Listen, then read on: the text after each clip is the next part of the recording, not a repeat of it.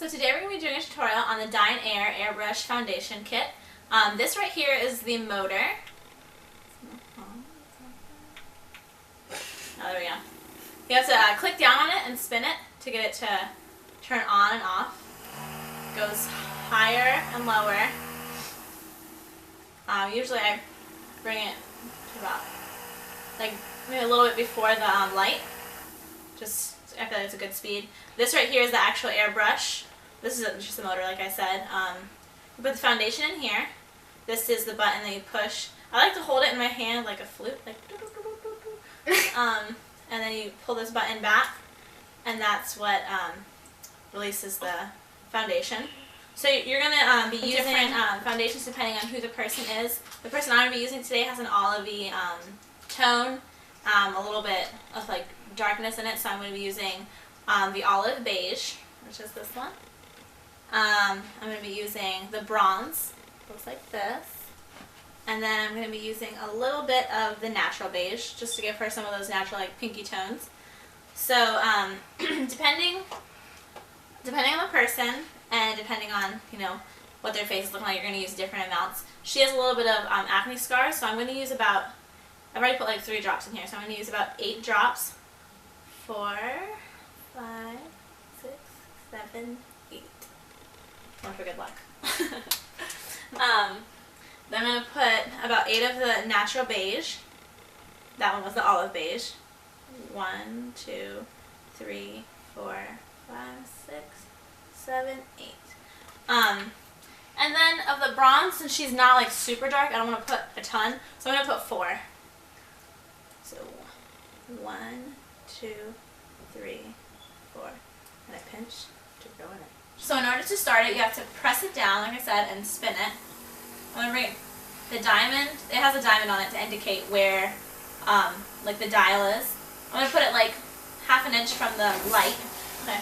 So in order to mix the colors together, since we have 3 different colors, you hold down the nozzle and pull back the lever, but make sure you don't do it too far and too fast, because then it'll bubble out and it'll be crazy. Again, I don't want to tilt it too much, but you can see it's like bubbling up. And that's just mixing it together. Also, if you don't want to do that, you can just use a Q-tip. But that's a way, if you don't have one, that works really well. Okay, mix, a little mix. Okay. And then you're going to do a practice, like a test run, I guess. Do it on your hand, pull it back. Okay, that's all coming out even. Perfect. So then you're going to want to, I like to start at the top of the face. You can really start wherever you want, but you do it in circular motions and just continue like across and then back. So snake your way around the face. So I'm going to start with circular motions. You're going to want to do it a good distance away from the face. You're going to turn your head around. So you can see, not close. They also, with the Dinair, when you're first starting out, it comes with a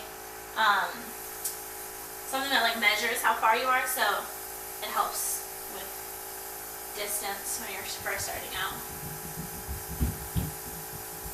I also want my pinky up, it's so weird. And you always want to make sure the person you're doing it on, if it's not yourself, well, even if it is yourself, just make sure their face is relaxed, because if they're tensing their face up, it's going to cause wrinkles. And so if you see here on her cheeks, they have a little bit of scarring from acne.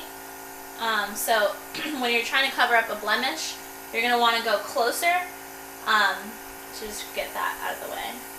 So let's see, I'm going in here, covering this little redness up, some on her chin.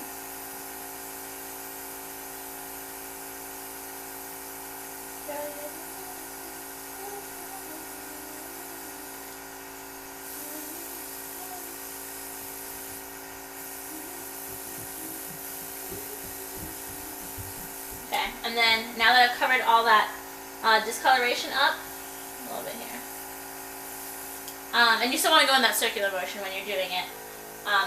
So now that I've covered that up, I'm just going to go over her face just to make sure everything's nice and even, making sure her face is relaxed. Looks so pretty. And a little bit more. If you ever run out, just go ahead and refill. Since I'm pretty much done with your face, I'm not gonna use as much of the foundation, but I'm still gonna. So like I said before you go ahead and do anything to the face, you want to make sure you test it out on your hand first. Just make sure it's an even color. Looks even, great. This time I use 3 drops of the natural and olive beige, and 1 drop of the bronze. Lift your head up.